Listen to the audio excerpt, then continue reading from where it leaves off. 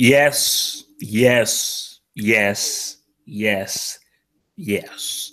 Been waiting for this. It needed to happen. I didn't think it would happen, but finally, we can pretty much say, I mean, like nothing can be stopped now. It's pretty much official. Neymar Jr., however you want to pronounce his name, is a Paris Saint-Germain player. Long time coming. A lot of software was done, but I mean, wow, wow, wow, wow, wow, wow. He really did it. This is PSG really really pulled this off. Neymar really pulled this off. He really went all the way in here. Um, and then for me, I just think that we had to pull out this emergency hangout because this, I don't think it's really sunk in how huge this is. I don't think it's, I don't think people are really sunk in just how massive this fee is. As in, people understand the jump between 89 and 190 sign. That's a big jump. it's That is crazy. a big J. That's a huge J. So I mean, so we've got was um Osman in building. So Osman, what's your take on this transfer? I think this is gonna destroy the transfer market.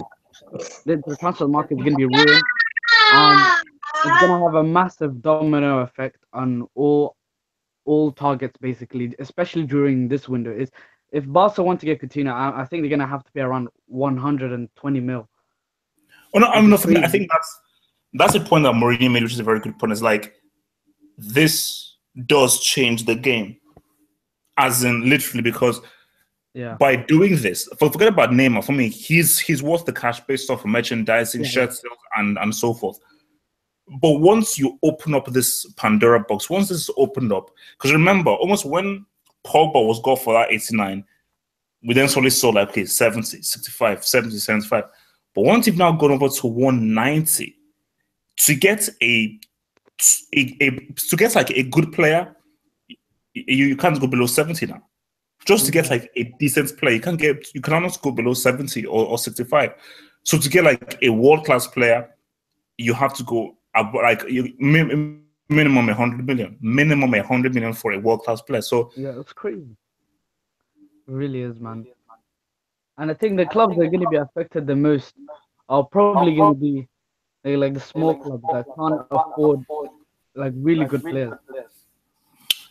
no, for me, I think that's the thing because, but this was always going to happen. 100, just that my only Yeah, surprise is that it's happened this quick. I didn't know that it would happen this quick and by this speed. I didn't think we would get to this stage this quickly, but I knew that this was going to happen. And even I think it was Wenger or someone who said that, yeah. Oh no, it was either Wenger or Mourinho who said we will see a the £100 million 200. player very soon. As in that's what's going to happen. Um, but it's like it's just this, and this goes way back to the whole Abramovich thing of where when Abramovich came in as I know, look, football, club football, not international football, club football is heading towards Yeah, a very crazy, dangerous area. And Abramovich was really the first person that's opened it up because every other rich guy in the world said this football thing is a great thing to invest in. So whether you're like an oil baron, you're a billionaire, trillionaire, whatever, you're looking at football and you're like, wait a minute, I can. First of all, this is a sport that is unlike any other that is loved by everybody in the world. It is the most watched sport in the world. It is the global sport. It is the number one sport on the planet. And there are people who just love this thing so much. They're like thinking that no, this is the perfect playground to create something and to literally pull your money into. So for any rich person, like, yeah, man, let's do this. So what you're going to now see is billionaires really just going crazy, yeah. you know. So And I mean, I don't know how FFP are going to manage to stop this because they're most of the clauses now are clubs are giving the money to the player himself. Technically, look Neymar for went to FFP are clowns. FFP are clowns. yeah, They're irrelevant. Like when they came in, they were supposed to stop stuff like this happening, like the 70, 80 million. But it's like, forget those guys. That's what I'm saying. No, those guys are relevant, and you just have to accept that this is what it is. Like for me personally, I wanted this to happen because yeah. I just felt that Barcelona having Neymar, the It was Cannibal, unfair. and It Messi was too all much. in one team. For me, I just thought that was just way too unfair. way too unfair. Yeah, man. Now I think the Champions League next year is gonna be very exciting. But the thing doesn't look. I'm not one to just rush and just be whatever. You need a good manager, no matter how good your players are, or if you even have a superstar player. Football doesn't work like basketball. Like in basketball, 2 star players, you can win the championship. Yeah. But with football, that's not going to fly. You still need the coach is very important. You know, Yeah. the coach is very, very important. But with your Alok, is your mic working? Can you guys hear me? Yeah, we can. But I think your mic is a bit loud. Maybe just reduce your mic. Oh, so what's your thought of the whole Neymar transfer? Reden über Neymar-Transfer. Ich komme gleich wieder. Yo, what's up? Yo. I still can't believe it actually happened. Like, it is very huge. I can't believe it, to be honest. It's crazy, man. It really is crazy, man. PSG next year. Oh my god. So actually, wait, Kadim, you were one that said that you're very unhappy about this because you were going back and forth on Twitter. So why exactly are you unhappy about this transfer? First of all, I'm not happy against Neymar playing for PSG or whatever club. That's not a problem for me at all. First of all, I'm unhappy because Paris Saint-Germain didn't, because of his financial fair play neglectance, basically.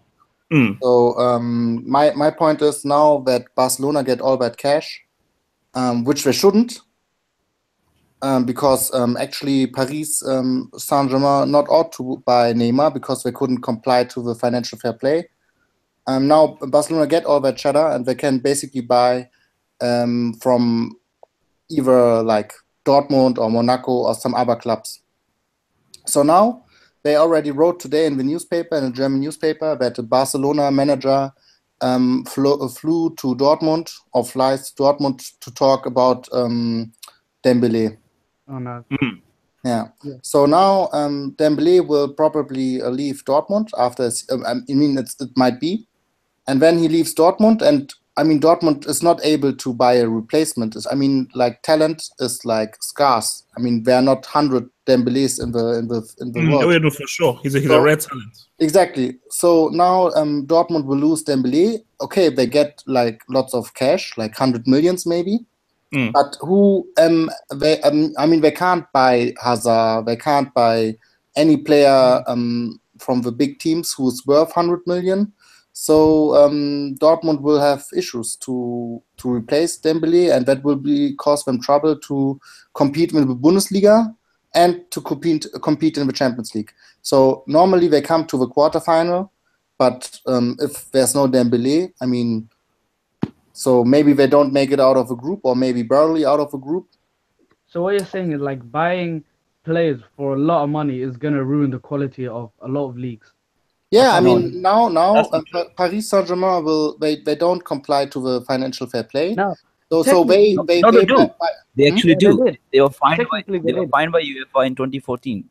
No, I mean no. They didn't comply because they didn't technically pay the 220 million. They gave it to Neymar to pay. No. That's I read today that that's not a possibility to avoid the rule.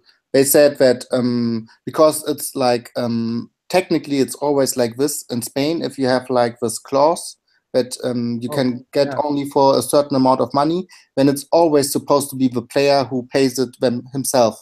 Oh. So, but I think basically my thing. Sorry to cut you off, but my thing is that the financial fair play. These guys are a farce, and I think that's true. When they first came in, I was like, finally, because I've been preaching about there needs to be a cap, there needs to be better parity, and much more, and even playing field in football.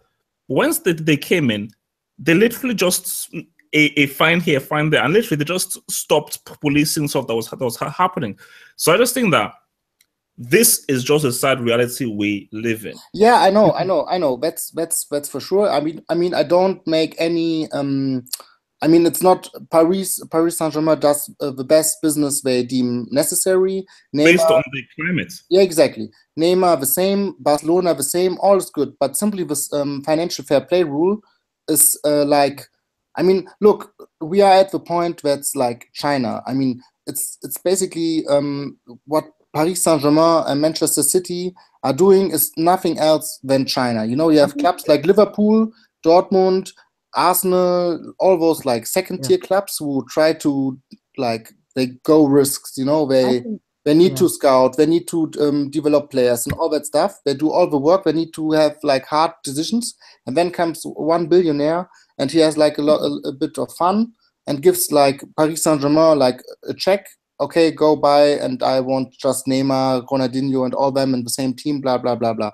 I mean, what kind of it's I mean, it's like a circus, you know. It's not like an actual business anymore, you know. It's like I think FFP is actually kind of stupid. I think there should be no FFP because FFP, its main job is just to stop small clubs progressing and becoming bigger clubs. That's what their main objective basically.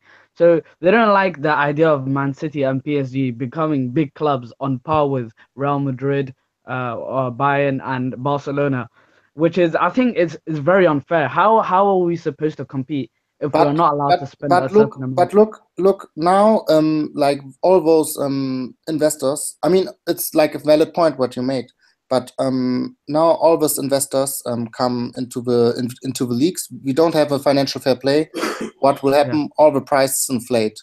You know. I mean, and what's the point? I mean, you know, I'm also like a capital, like a liberal guy. You know, it's like market shall regulate itself and all that stuff. But at some point in time, it's really. I mean, there should like be like a cap. You know, it's really, there should be like a maximum. No, but guys, we have to be real. It's like, as I said, I think that they should follow American sports like how you have in NFL and NBA, and there's a cap system. But the reality of the matter is that there are too many vested interests within. The sports makes too much money for too many people. Too much profit, man. Power for there to be a cap system to allow it to happen. So, exactly. Because this same FFP, I can promise you, they somehow have interest in either Real Madrid or Barcelona and are making money based on the kind of chaos that we're living in. So once people are making money off of the way the club football is being run, there ain't no way they're going to change it because they're making money. I know. I mean, but I think like let's take like I don't know, Abramovich, or I don't know. I mean, it's also. I mean, we now only talk about Manchester City and Chelsea and or like some of those big clubs, but there are also like really small clubs which suffer from spending too much in comparison to their revenues. You know, so this financial fair play rule is not only for those big clubs, you know, for the sugar daddies to prevent their influence, but also for smaller clubs that they don't do unnecessary investment and put too much risk into their activities, you know. So in Spain or Italy and like those countries, or like Turkey maybe, I don't know, but in those countries, like smaller clubs have issues with like their the money, you know. So this financial fair play rule is not only to prevent sugar daddies, but also to guard like smaller clubs. Yeah, you know? Protection for the smaller club. Okay, no, but wait. But let's look specifically at this transfer, though. So first of all, do you think Neymar will be a success at PSG? Yes, 100%. Yes, I think I like can't say 100%. I mean, like, you know, being paid a record transfer sum in it itself is also like a big, you know, like a big point. And also, like, he will sell a lot of shirts, and he's like a top quality player. I mean, he's like one of the best football players on the planet. That's without a doubt. And I think it's good that he moves to Paris Saint-Germain, because like this, Paris Saint-Germain is maybe like, that's like the good thing. But you know, that's a good thing. Like Paris Saint-Germain can maybe now challenge for the Champions League, but I'm not sure. But still, I would also point out that, like, for other clubs, this means, like, for Dortmund or for Liverpool, Liverpool and those other leagues, like on league level, the competition might, like, a little bit further decrease. You know, like because the gap between the big three, Barca, Real, and Bayern. yeah, but now you have also maybe Paris Saint-Germain, and then Paris Saint-Germain will buy players from Liverpool, like Coutinho, or from Dortmund, and all those players, and so those, like, not the best. I think it is very true. But for me, I mean, my views are, look, I mean, Neymar, he's a top player, but again, we can just never know fully for sure. 100%. This is what I have to warn people: is like, football isn't like other sports. Like, if you put a superstar player in a basketball team, very likely they will make the final and maybe even win it. Yes. All because you put one superstar player doesn't mean that. No, definitely. You still have Real Madrid and other teams. Yeah, because the coach is very important. The coach is very important. But Neymar is only the main man in PSG. Who is the other guy? There is no one. Cavani? He's the main. Who? No, Cavani is no. No, but this main man, it's not about being a main man. Kadim, you have to look at the Brazil team. When he plays for Brazil, he's the best player in the world. Yeah, but Brazil have a lot of really good players there. And they have a good coach. Hey, Paris Saint-Germain already made it to the quarterfinals last. Yeah, that's what I'm saying. And now they bought, like, Neymar from Barcelona, who they lost against in the quarterfinal. So maybe this time it's more even. I mean, depends on what Barcelona's doing now. But now they come to the semifinals or something. I mean, this is, or like final maybe, or win it even. I mean, it's not about main man stuff or something. It's about having a quality team. You know, it's not about being the main man, having a main man, or all that shit. It's about having a good quality team. Neymar made the transfer because he wanted to be the main man at PSG. I mean, look at Ronaldo. He's the main man at Madrid. Messi is Barcelona, and Neymar deserves a team. But do you think Ronaldo or Messi, it's done? Cristiano Ronaldo, no world-class player we know left a club to be a main man at any club. No player I know did it. No player. Neymar moved to PSG just to challenge himself and to see how far he can go. I personally, I think he did it for the money and to be with his buddies, Brazilian buddies, which is fine. It's not a problem. And he also, like, won the trophies with Barcelona and all that. But it's not like, okay, I don't want to play with Messi. You know, that's definitely no. But Kadim, you can't deny that a huge factor in him moving was he wants his own team, and the fact is that he's already is a superstar, and he cannot reach his full potential if he's in Messi's team. No, that's not true. That's totally opposite of what I'm thinking. No. You know, when I play football, I want to play with the best players together. You know, because you play with the best players. But Kadino, we have to look at the specific scenario, because obviously we all want to play with the best in the world, but let's look at the specific scenario. If, let's say, you're playing in a team, let's say you have two teams. So you have your national team and you have your club team. In your national team, you play at your very best. This is when you feel the most free and you can show how good you really are. But in your club team, because of the system and because of the way the club team is built, because it's built around another player, even if this player is amazing, when you're in this club team, you're not really playing to your full potential. So you're not really being But in what sense does Neymar suffer in Barcelona? I mean, he's playing as a left winger. But Neymar he could have never won the Ballon d'Or. Barcelona's system, like in Brazil, even if Neymar is a left winger, in Brazil he's given far more freedom to roam wherever he wants. Whereas in Barcelona, he is pretty much restricted to stay within that position, and also the whole team is built based off Messi. And it's not even about a system thing; it's a psychological thing. Once you come into Barcelona, you pretty much have to pay homage to Messi, and he's pretty much the idol. Everybody has to really worship him.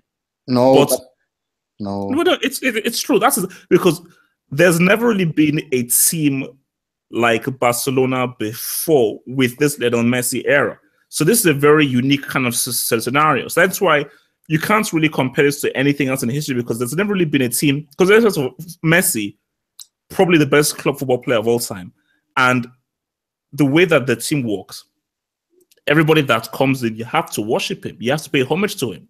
That's what everybody does. I think. So, I mean, it's like I'm a superstar. And I've already worshipped him for 3 years. It's now time for me to move on and actually be my own man and actually have freedom rather than having to that's what Neymar did. Halim, that's what Neymar did for 4 years. He won the Champions League, La Liga, Copa del Rey. He has won everything. Now he wants to be the main man. He wants his own team. Where I agree with you. But that's not the only reason. Wait. Let's hear what Kadim says, and I'll go back to Austin. I agree with you that he wants to have a new challenge. And I think he wants also to play with Dani Alves, with Silva, with all those Brazilian guys who play at Paris Saint-Germain. And maybe he wants also a little bit more responsibility. But it's against any football logic that he doesn't want to play with Messi. And all this crap from paying tributes to Messi and all that stuff, that it's not like a rule at Barcelona. You look, they go to the training court, they play together, and then Neymar sees exactly, hey, Messi, he's like unbelievable, and I want to play football with him, and he enjoys himself playing football with one of the best club footballer in the world. He wants to play football. It makes more fun simply on the pitch, and he wants to win, and he won it all, and now he goes to that step to Paris Saint-Germain, but it's not really like against Messi. It's not against Messi. It's only pro Paris Saint-Germain, this move.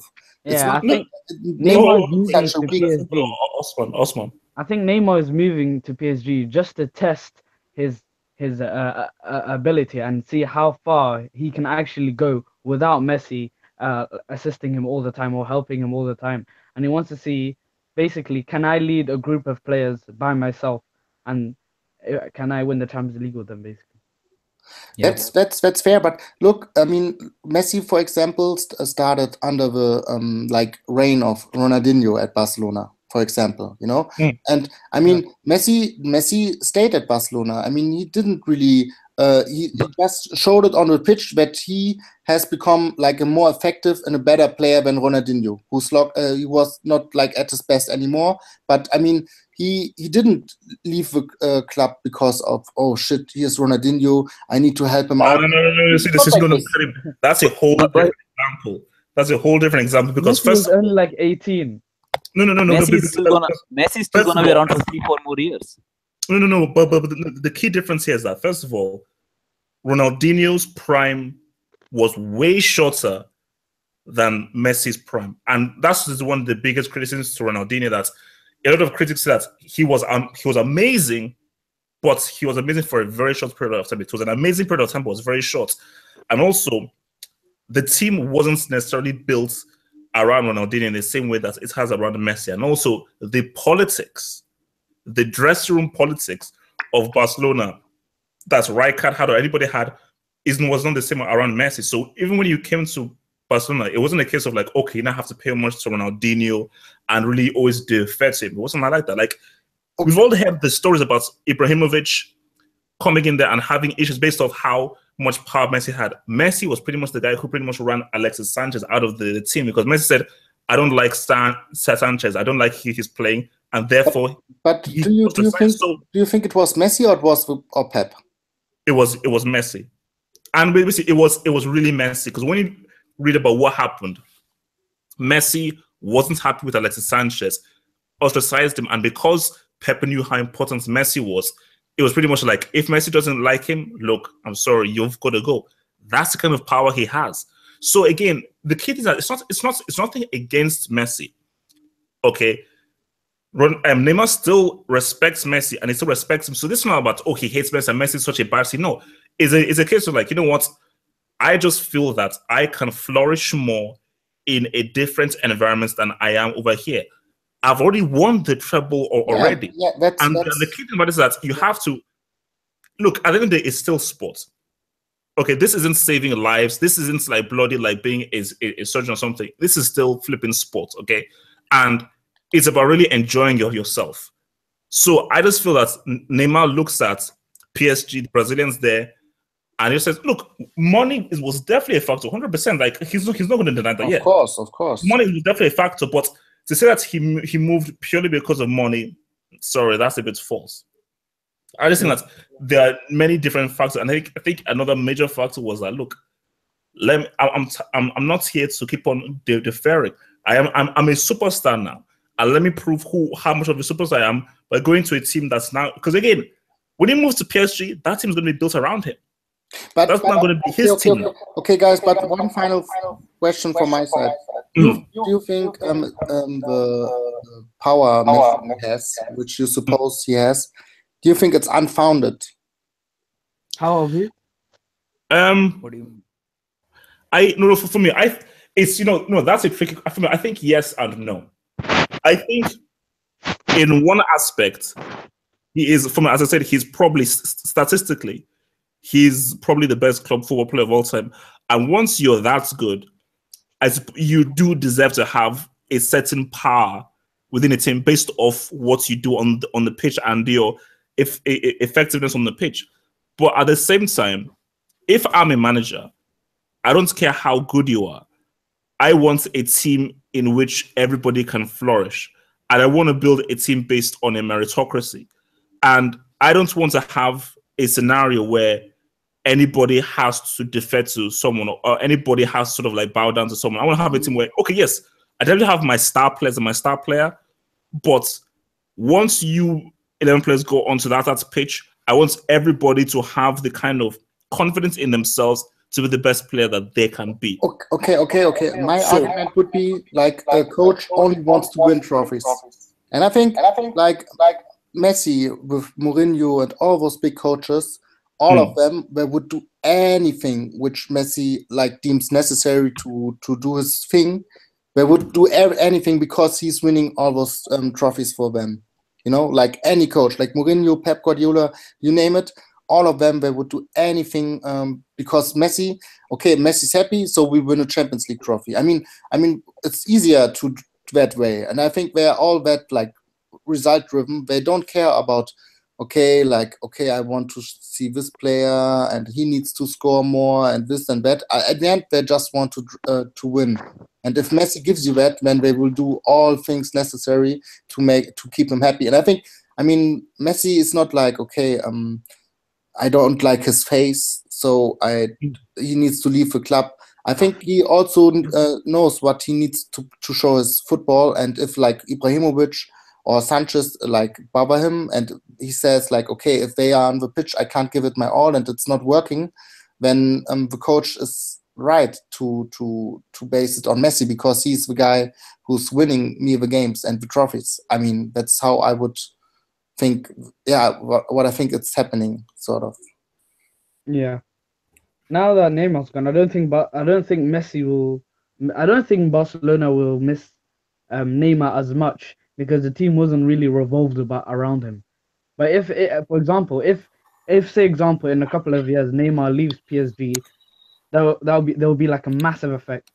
Or if Messi left Barcelona and said there'll be like a massive. I'm not sure. I think Barcelona will miss Neymar because Messi. I mean, he gets older at the end. You know, I mean, he's like 31 or what is he like 30?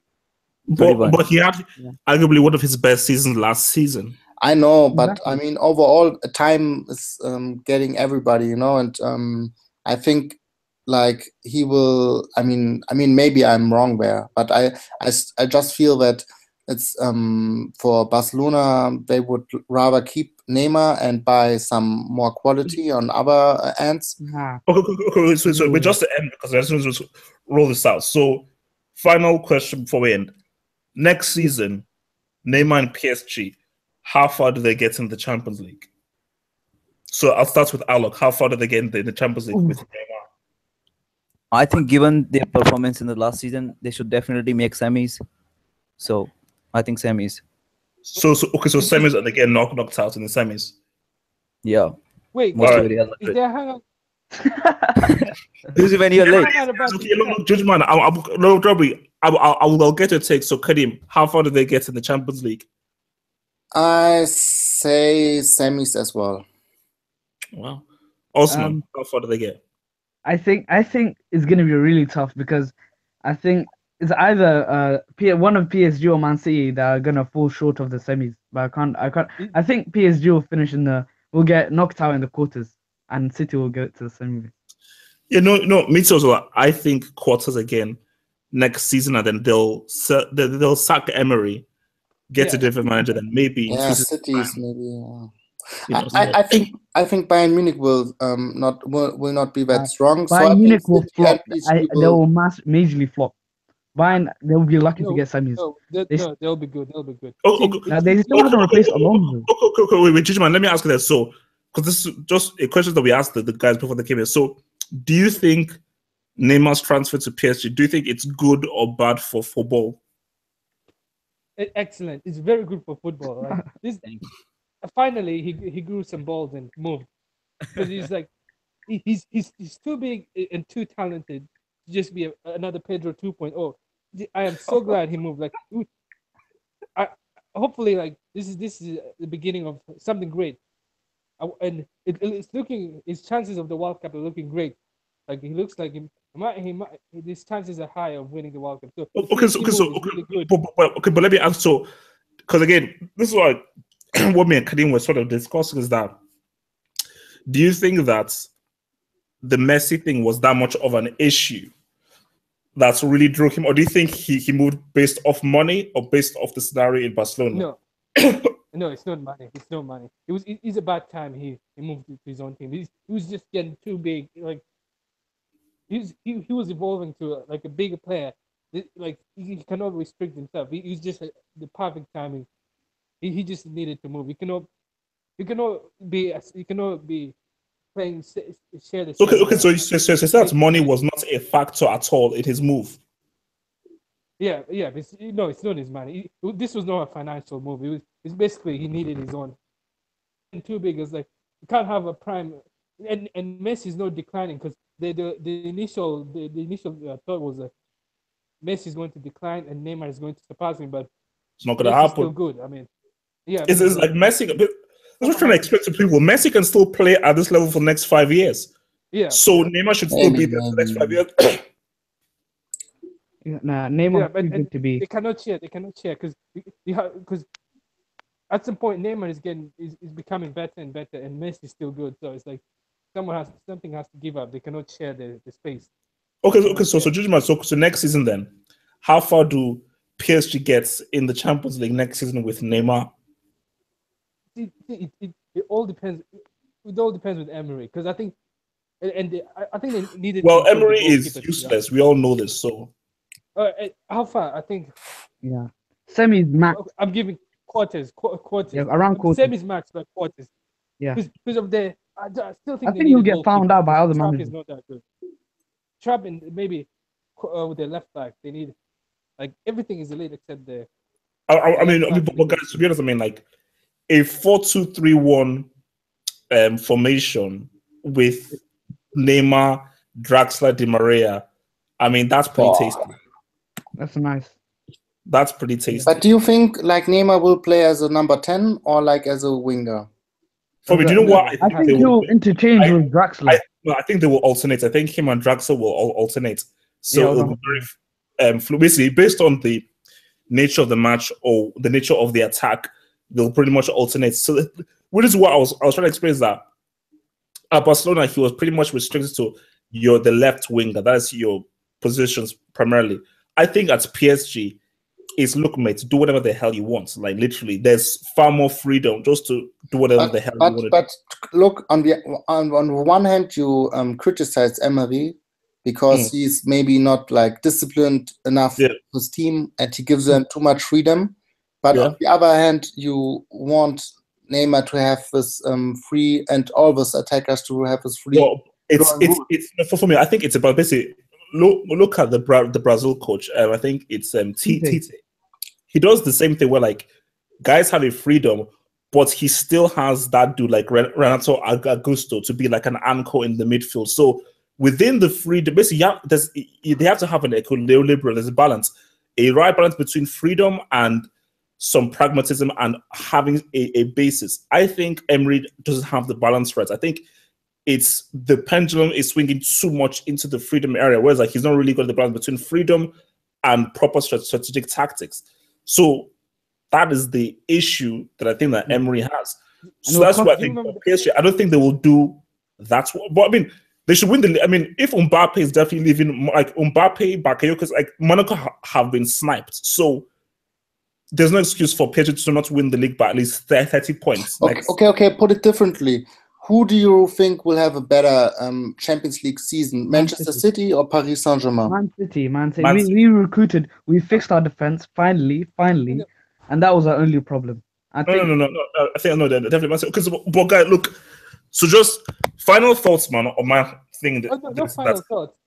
No, I'll add up. Do you remember people used to say Draxler made a mistake going to PSG? Yeah. He should have gone to Arsenal. Who's laughing right now? Because I mean, he could have.